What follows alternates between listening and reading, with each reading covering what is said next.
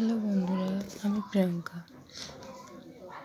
আগের দিন আমি বড় থেকে ছোট সাইজে অঙ্ক 1 নম্বর অঙ্কটা করে দিয়েছি। চলো আজকে তোমাদেরকে 2 নম্বর অঙ্কটা দেখিয়ে দিচ্ছি। যদি কেউ বুঝতে না পারো আমাকে জানাবে, আমি তোমাদেরকে আবার বুঝিয়ে দেবো, ঠিক আছে? তো চলো 2 নম্বর অঙ্কটা কী কত আছে, 458, 471, 498, ঠিক আছে?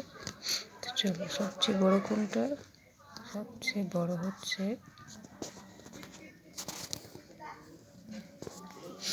498, তারপরে বড় হচ্ছে 471, তারপরে বড় হচ্ছে 458, ঠিক আছে? তোমরা আশা করি জানো গ্রেটার দেন আর লেস দেন চিহ্নটা কোন দিকে হবে।